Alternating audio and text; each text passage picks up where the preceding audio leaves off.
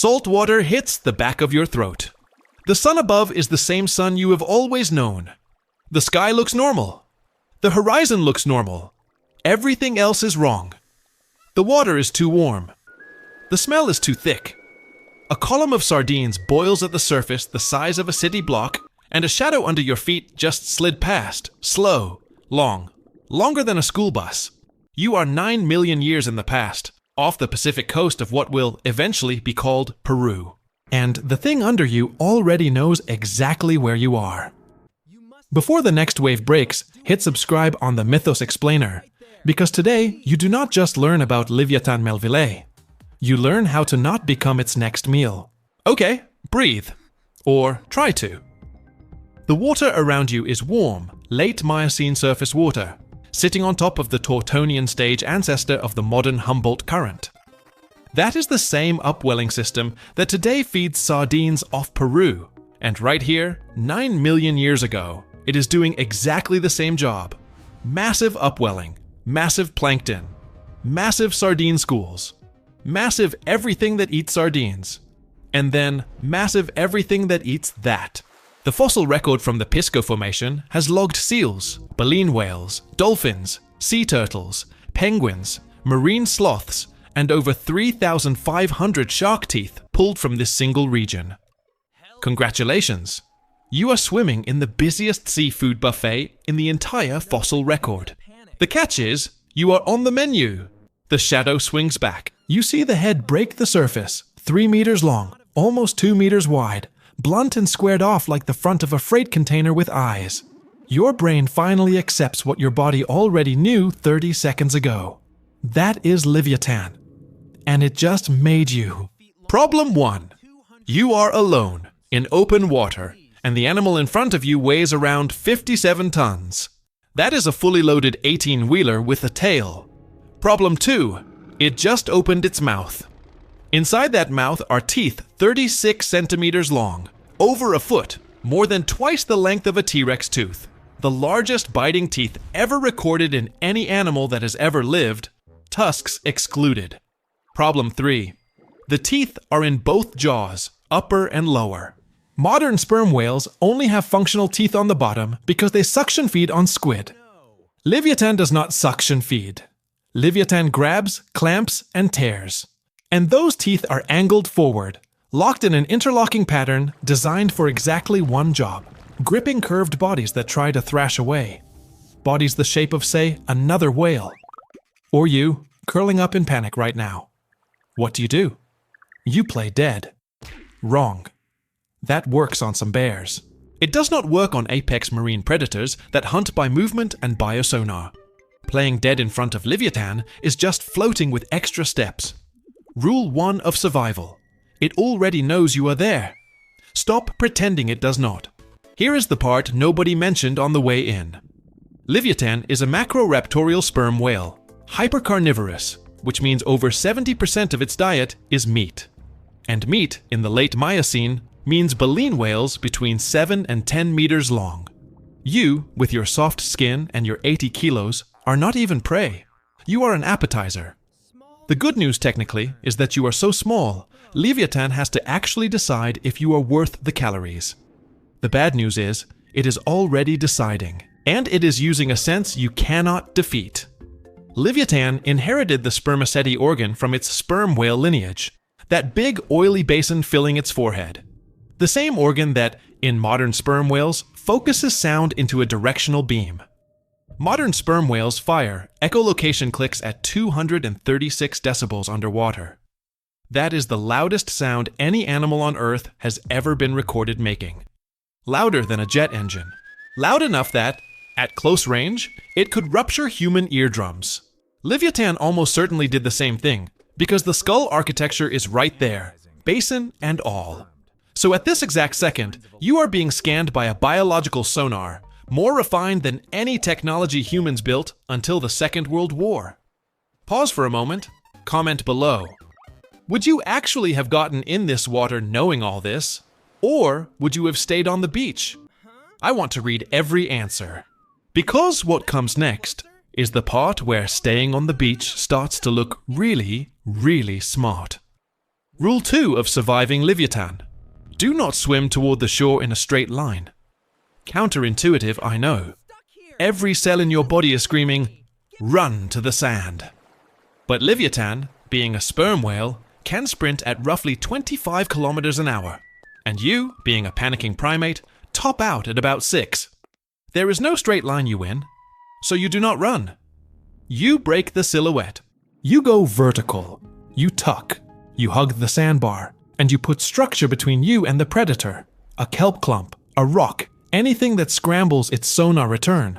Animals that hunt by sound prefer clean, isolated targets. Become messy. Become background noise. And forget for 1 second the teeth, because there is something else hiding in that giant forehead. Researchers think the spermaceti organ in Leviathan was not just for sound. It was potentially a battering ram. Modern sperm whales have, on documented occasions, rammed and sunk wooden whaling ships, which is exactly where Herman Melville got the idea for the whale that ends Moby Dick. Take that behavior, scale it up to a 57-ton predator that actively hunts other whales, and you understand why Leviathan probably did not need to bite first. It could lead with its skull. One impact at full speed, and your ribs are inside your spine. So bite is not the only threat. Mass is the threat. Now you feel it before you see it. A darker shadow, deeper, coming straight up from below. The water pressure shifts against your legs. And that is when your brain serves you the worst possible memory at the worst possible time. Leviathan was not the only apex predator in these waters. From 9.9 to 8.9 million years ago, Otodus megalodon, 15 to 18 meters long, up to around 60 tons, with a bite force calculated between 108,000 and 182,000 newtons. The strongest bite ever modeled in any animal patrolled the same upwelling zones. You did not escape Leviathan by going down. You went down into Megalodon. Welcome to level 3.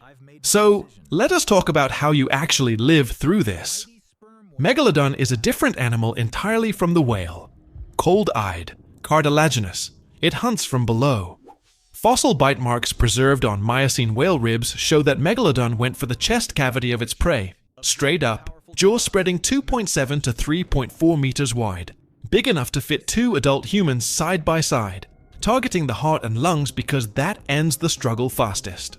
So, if Megalodon is below you, and Leviathan is beside you, your one and only edge is that they hate each other.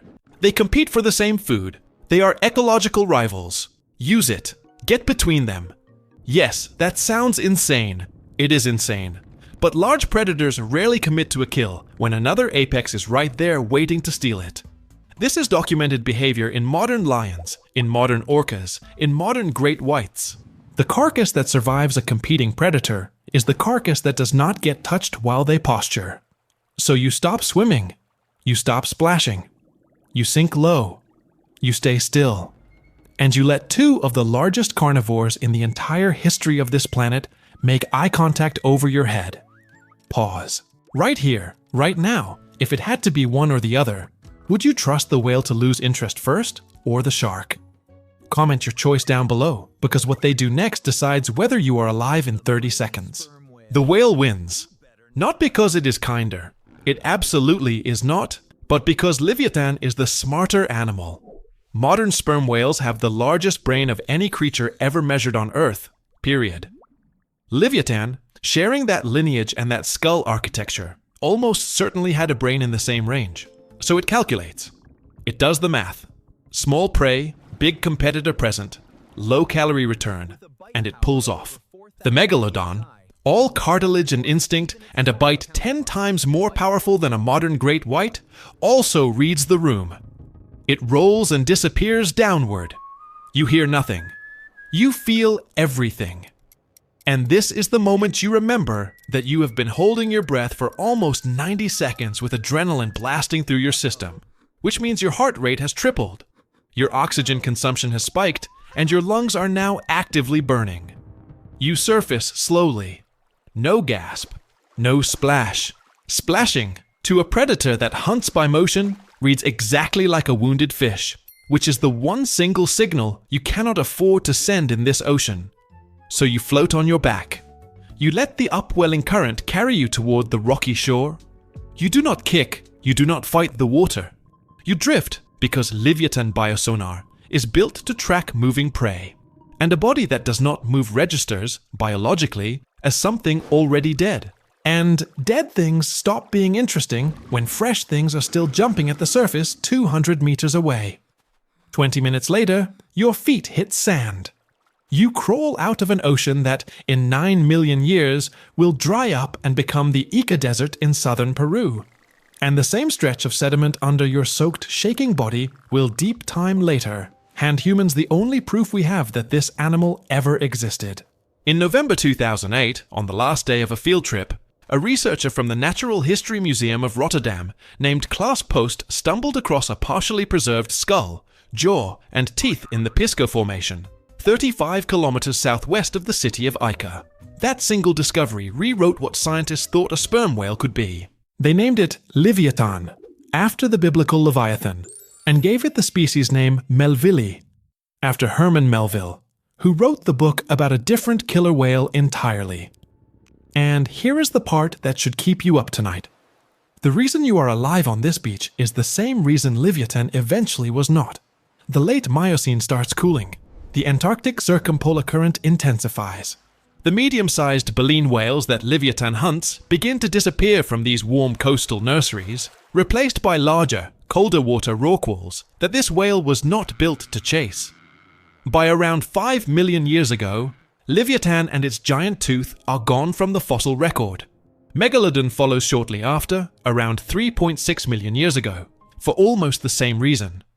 The food left, and the hunters could not adapt fast enough. You survived a Leviathan encounter, in the end, for exactly one reason.